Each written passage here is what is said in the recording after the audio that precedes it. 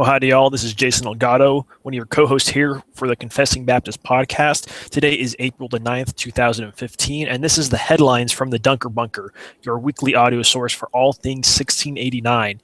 And joining me today is... Eric Ayala. Yep, easy to say. Yes.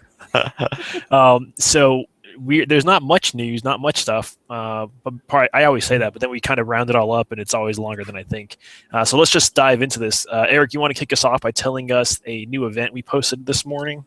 Yes, May 29th through 30th, the Southern New England Reformation Conference in North Providence, Rhode Island. This will have Rob Ventura interviews and more information on that as well. It looks like they had the theme of it was the gospel, which is a good theme to have. Mm-hmm. And they talked about such things as the evangelistic zeal of George Whitefield, the glorious gospel of God. That was in 2 parts, and also some other talks and sessions that they had there. It looked pretty good. It says location of all meetings will be held at Grace Community Baptist Church of Rhode Island in North Providence. And if you wish to send an offering in advance, please, there is no registration required. And so you can contact them, and all the information should be posted if you're interested. Yep, does look like good stuff. It was interesting, too. The day before the conference takes place, on May the 28th, they're going to have a one-day kind of all-day session with Steve Lawson. I think it's from, 9 a.m. to 5 p.m. It's going to be the Institute for Expository Preaching, and that's part of his ministry, One Passion, in conjunction with Ligonier Ministry. So that should be an interesting one-day kind of crash course on expository preaching, I suppose. So looks like good stuff if you're up in that Rhode Island area. All right. Also, we usually let you guys know about the upcoming events at the beginning of the month. I forgot about it last month, so let me remind you all of some of the events that are currently going on or going to be happening this month very soon. Don't forget that from March 10th to April 28th is the free live stream of Chris Holmes on the history of preaching and preachers. That is a Covenant Baptist Theological Seminary course. And again, you can view all those. You can view the backlog of what he's gone through so far, pretty much up to the date of the last class, and then they're not online anymore. So if you want to order that for free, now's your chance. You can still watch that. April 10th through the 12th is a Call to Battle 2015, Taking Back the Family. That's featuring Scott Brown, Bodie Bacham, and more in Chesapeake, Virginia. What else we got here? April 13th through the 16th is The Suffering of This Present Time. That's the Banners Ministers Conference featuring Gary Brady, Jeffrey Thomas, and more at the University of Leicester. That's in the UK. Upcoming debate you probably heard about if you listen to the Dividing Line, April 15th, James White versus Thomas Norris. The debate is over the church would have been better off without the Reformation, and it's going to be live on Revelation TV. It says it's from 9 p.m. to 11 p.m. They did not put a time zone. When I looked on the website, the only time zones I could find on there was GMT time, so don't quote me on that, but it looks like it's 9 p.m. to 11 p.m. GMT time, but they'll have it archived. Past events we've seen on Revelation TV are always archived, so they're there. ARPCA's this month also. That's the Area Association of what does ARPCA stands for? Oh, man.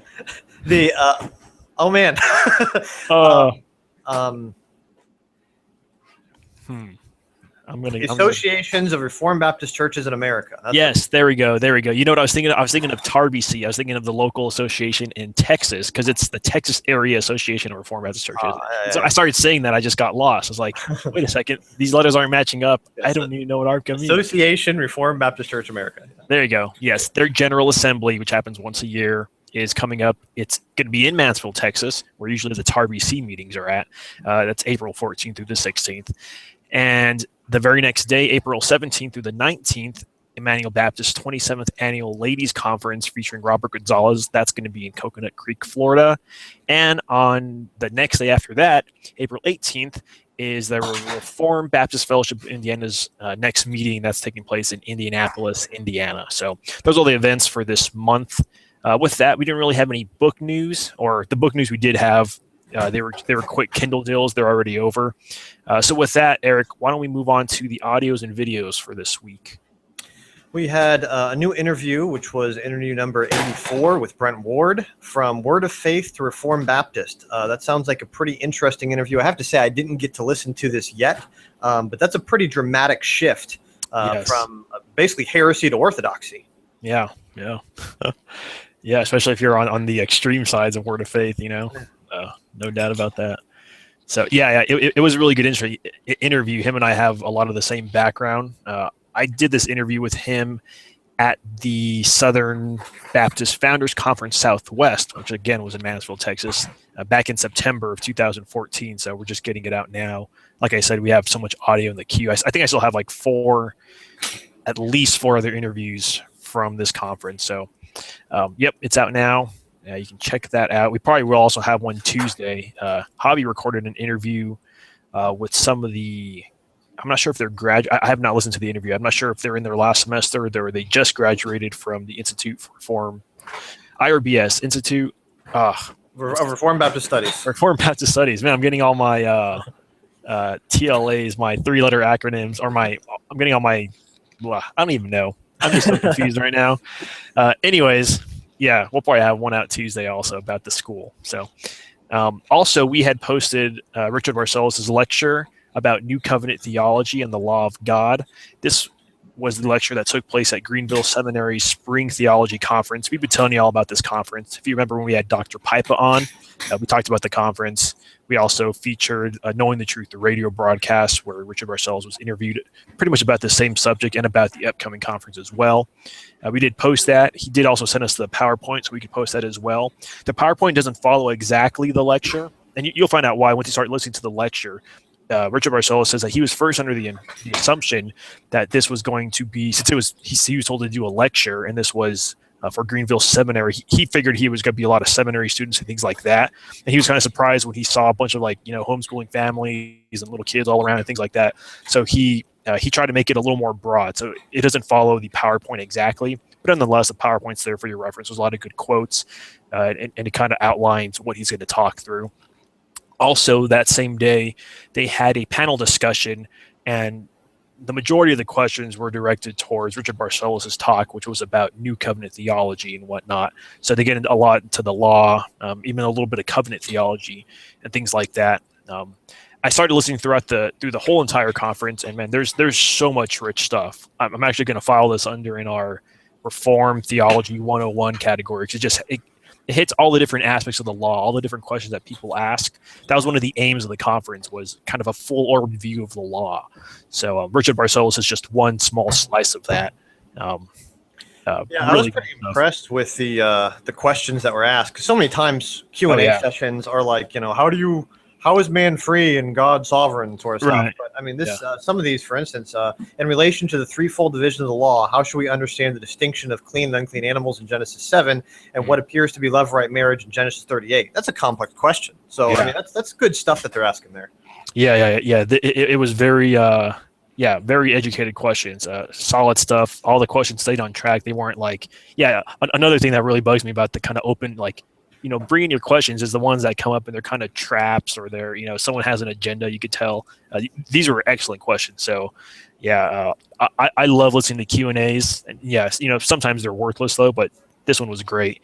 And day 2's Q&A, I think, will interest our listeners as well, even though there wasn't any particular Baptist. They interact a lot with republication, Klein's views, and I think some of it will be of interest to those who are studying or would hold to a 1689 federalism view. They interact with that a lot. And Joseph Pipa himself, actually, his talk was critiquing of Kleinian republication, which isn't an exact, one for one with 1689 federalism or whatnot. I think there are some shared characteristics. So I think it'll be interesting for Baptists to listen to that. Because you want to always test your theology against good solid stuff. So I think there's some good stuff there presented by Dr. Pipa for you all to check out and consider. But with that, we are into the opinions. You want to kick us off with that one? Yes. Doug Van Dorn, he's finishing up his 12-part blog series on non-biblical literature and the Bible. Here's a brief series overview. When I was asked to do this series, its focus was to be only on ancient Near Eastern literature and the Bible. But then I started thinking, because there is an aversion that many have not only to ancient Near Eastern stuff, but even to ancient books closer to the Christian home, perhaps something more basic and broad would be more helpful. So this is going to be a series of posts on non-biblical literature and how to think, biblically about it. It will focus on ancient literature with individual posts given to the Apocrypha, the Pseudepigrapha, other ancient Second Temple literature, Dead Sea Scrolls, Josephus, Philo, Mishnah, Targums, the Apostolic Fathers, some of the Church Fathers, Gnostic texts, ancient Near Eastern literature, and relevant ancient literature, part 1 and 2. Don't know what a lot of this even is, have no idea, or why you should even care. Never fear, these posts will give you some answers. The final post to lead you to some great sources to help you begin your adventure. And this is a blog. We can only do the most basic of interviews. This is my attempt to whet your appetite to a whole world you never knew existed, and what an amazing world it is, the good, the bad, and the ugly. So it sounds like a very good resource to check out. Yeah, for sure. And Eric, aren't you a don't you enjoy studying the church fathers and things like that? I do, actually, yes. I'm doing my doctoral work on John Chrysostom and his preaching, so I'm okay. Somewhat regularly. Now, are you aware that a fellow Reformed Baptist and Reformed Baptist pastor, Earl Blackburn, he has a book out on Chrysostom, right? Oh, I didn't know that. I'll have to. Yeah, it's him. Yeah. Yeah, I want to say he did his. I don't know if it was his. He's done some work for that. It was academic work, and it got turned into a book. But yeah, I've heard him talk about John Chrysostom a lot, and I've heard him say things like when he reads him, he loves his heart that he has, and he loves how pastoral he was and things like that. And he really has a high value of that man. He looks up to him a lot, I should say. It's amazing how exegetical he was. I mean, he's doing basically what a lot of Reformed Baptist pastors do every Sunday, just going verse by verse through the scripture. Right. Yeah, great stuff.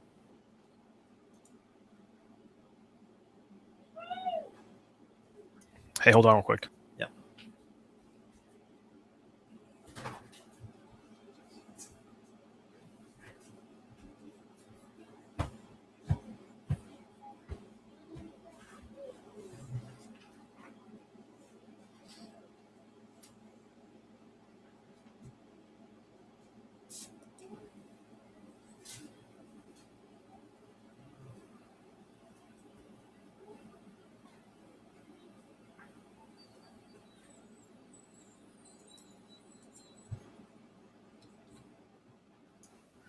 Okay. Where were we? Yeah, so that will bring us to Ask a Reformed Baptist, and here are some more video that we had posted. This was Voddie Baucham and James White answering questions regarding homosexuality and abortion. And all these clips, these are 5 short video clips. They came from Wretched TV. Wretched TV is that TV show with Todd Frill, where he goes into a variety of topics from a Christian worldview. Usually pretty good stuff. I actually haven't seen an episode in a couple years, but I remember I used to listen to Todd Frill on the radio, and I always enjoyed him. He's pretty entertaining. He's a fireball. I met him in person too, and I think he's like twice my height. I'm a short guy, but he's like double me. Like he's a giant. I don't know about a Nephilim, but he's a giant. But anyways, here's some of the topics they got into.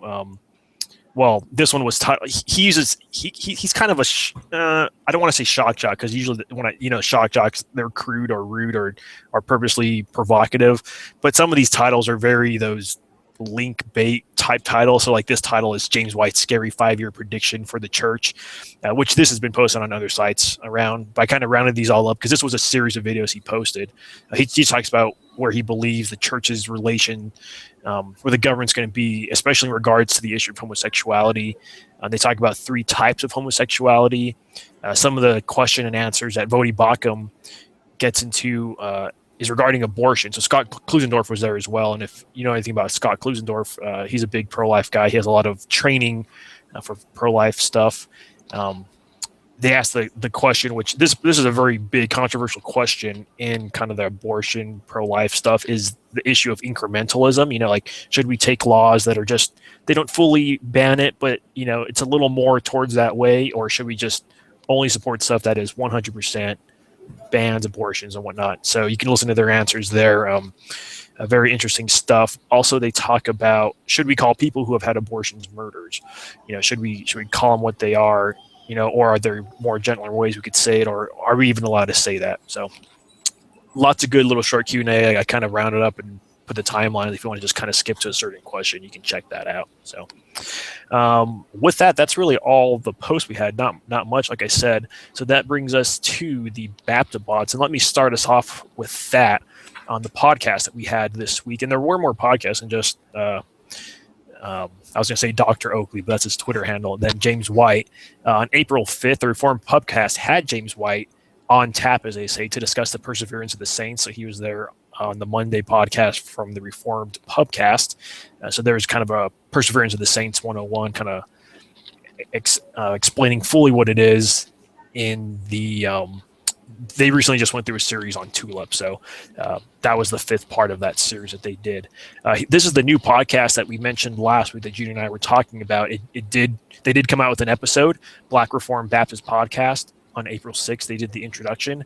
On the 8th, they did they had another episode already. So they already have 2 episodes in a couple of days. Episode 1, Bake for Them 2. And here he was responding to an article that talked about how, how Jesus says, if you're asked to walk 1 mile, walk with them 2. And someone had twisted that scripture to say, well, if you're asked to bake a wedding cake for a gay wedding, bake for them 2. That's what love should do. That's what Christians should do. And so he goes on to explain how those things, that's not the proper application, if you will, of what Jesus was saying. April 7th, James White, he was all over the place on podcasts this week. He was on the Janet Medford show on April the 7th, talking about what the Bible means when it says that we are justified by faith. So lots of good basic Christian doctrine right there. And then, of course, James White, his own dividing line on the 7th. He talked about the totalitarianism of the secular left, a good call on the atonement. And then today he has a podcast coming out. I'll update the post when we learn about it later, but I'm not sure what the topic is yet. I haven't seen any hints. Sometimes he lets you know what he's talking about. So a lot of stuff going on in the world, so I'm sure he has something to talk about. But with that, Eric, do you want to give us a roundup of those blogs that Junior highlighted from the Baptibot? Yes. Dr. Alan Dunn of Herald of Grace has a blog post called The Death of Man. Wayne Brando, which is a new blog that has been following, is a small village pastor. He has a blog post called Smelly Old Cigars. I have no clue what that's about, but it sounds interesting. It's worth a click. Well, here I'll pause and give you a little hint. It's interesting. He is, well, like you said, a small village pastor, I guess. He's a pastor at a Reformed Baptist church, and he blogs every day. It's really good devotional stuff. It's a couple paragraphs long, real short, blog style format. But it seems as if he's just going chapter by chapter, kind of giving a devotional on every chapter of the Bible. So this is actually, he's currently in Exodus, and every day when I've read it, I was like, man, this is just such good stuff. So I'm glad Junior highlighted one of these. But yeah, Smelly Old Cigars, it has something to do with incense and, in the Exodus and things like that. So the smells that it talks about, smells and bells, Brandon Adams at 1689 Federalism has one called Augustine Pro 1689 Federalist, which Proto yes, Proto 1689 Federalist. So I'm sure Lee Gaddis will have a fun time with that. J. Ryan Davidson at his website has one called A Reformed Baptist Humble Plea. Another new blog is by Bobby Crenshaw, which is Reformed Baptist Geneva, has a series on worship. It's funny. Junior wrote in here. He put in parentheses no tags. If you know Junior, one of his pet peeves is no tags on your blog site. So, and this is new to the Baptibot. The blog has been around for a while. It's just it got picked up newly on the Baptibot. Anyways, Junior makes me laugh. Scott Head at Cornerstone Christian Fellowship has a new blog post called "Are You Baptist or Calvinists?" Ryan King has one entitled "The Importance of the Prayer Meeting." Particular Baptist Press posted their annual special offers. April special offers. Yes. And then also a new one by Emily Shiflett, and that's at Living in Heaven's Shadow. It's a series on Aesop's fables. Yeah, that one was really good stuff. And it's interesting. I'm looking at Junior's note here, and he has a big highlighted, "This is how to blog," and kind of diving into Junior's brain, which is a dangerous thing. I think the reason he likes this is that as soon as you go to the blog, it has the blog, it tells you what it's about. You see the about us, it explains who she is, kind of what her goal is with this, and then the blog is just has big headings, nice pictures, easy to read, and it's just really good stuff. She actually made this cool little infographic that I was probably going to post as the highlight for this one. But yeah, those are the ones that Junior highlighted there. So with that, some of the Twitter highlights for the week, not very many. One from the Institute of Reformed Baptist Studies. Dr. Ranahan wanted to let you all know that you can view a preview of each course if you click on them in the lecture service catalog. I did not know that, so that's interesting news there. There was another small YouTube video, actually it's 30 minutes long, from Apologia Radio. They had a conversation with Jeff and Luke and Dr. White on a bunch of stuff. That's how they worded it. Some of the topics they say include the gospel and suffering and balance. And lastly, 69 Beard has a new scent. It's the Boaz. So I'm not sure exactly what that means. I think it's stuff that came from, I guess, scents or smells, or I don't know, something that came from the book of Ruth or something. I'm not sure. So with that, do you have anything else, Eric, on the horizon in your world, or anything else you know about? Well, I know that for my particular website, we have some stuff about new podcasts coming out probably this next month. We kind of got a little bit behind just because of life, but eventually that'll come out, and that will be dealing with plurality of elders. Nice. Good stuff there. Cool. Well, with that, I think we are done. Thank you, Eric, for joining us today, filling in for Junior, who was working late. That's why you're not hearing him today. But as you see, Junior still picked out the Baptist bots, and I try to interject his thinking here. It was really funny. If you remember Junior ranting a little bit when he was doing the Baptist bots last week, he was talking about how websites that don't have tags, they're hard to round up and blah, blah, blah. And so it's funny that person he was talking about, he actually said, I updated my site, and I saw that he had now put tags on his website. So Junior and I were like, yes, we're fixing the internet one podcast at a time. So we have a long road, but we'll eventually fix y'all off. So just kidding. But cool. Well, with that, we'll just say bye. Do you have a giveaway? Oh, wow. How did I forget about that? Yeah, we just celebrated our second birthday. Happy birthday. Yes, happy birthday to the Confessing Baptist. This is the Confessing Baptist website. We started it April 7th, 2013. What it would be. That's crazy. Yes, and we have a big giveaway, and it's super easy to enter. All you got to do is retweet, star, like, repost the post about that it's our birthday, that we're 2 years old. Happy birthday to us and whatnot. Here's what you could win: The Soul Winner by C.H. Spurgeon, Prayer and Spiritual Warfare by C.H. Spurgeon, Life in Christ by Jeremy Walker, and these are all physical books. Studies in Saving Faith by A.W. Pink, To Be Continued by Samuel Waldron. This is a book on cessationism. That's where he has that cascade argument that we mentioned last week. I think that was last week. Or no, I'm sorry. We mentioned that in Tuesday's podcast with Brett Ward. We talked about that book a little bit. A.W. Pink's Sovereignty of God, classic there. Call the Sabbath a Delight, Walter Chantry, another one we've talked about recently on the podcast, I know. Baptist Thorough Reformers, that's by John W. Adams. And courtesy of Free Grace Press, they're giving us 3 copies to give away to y'all of The Glory of a True Church by Benjamin Keach, and The Distinctiveness of Baptist Covenant Theology by Pascal Deneau, and that can either be in hardcover or digital, whichever you prefer. So all entries must be received by 12 a.m. Saturday, April the 11th. Again, all you got to do is retweet, like, post, whatever. This post, say happy birthday. You don't even have to say happy birthday, but some people have, so thanks for that. Yeah, and that's it. I'm glad you reminded me. Wow, how did I forget that? Was that in there? Did I just not see? Oh yeah, it's right there, right at the bottom there. Oh yeah, right at the bottom. I didn't even scroll down that far. Well, if I could say, as somewhat of an outsider but occasional guest on the show here, you guys have really put together and brought together the Reformed Baptist community in a way that I don't think has ever been done before. And as someone that's felt secluded in the past, it's been really refreshing these past 2 years to see how much stuff Reformed Baptists are putting out there.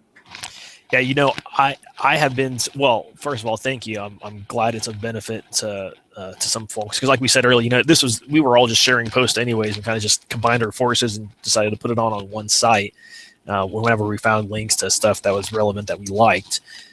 But yeah, the more we've dug, like I think in our About Us page, it says something like, we were just following about 20 to 30 Reformed Baptist posts, and we know some pastors don't know how to figure out RSS. We thought we just combine it all here, try to do it what we can. If I look here, I'm going to look at this kind of back end of the Baptibot. Let's see, preferences, Baptibot subscriptions. He is currently following. There's not a good way to.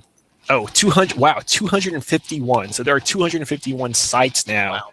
That he's following, and some of those are mixed blogs, so they're not everyone on there talks about Reformed Baptist or 69 related stuff, and some of it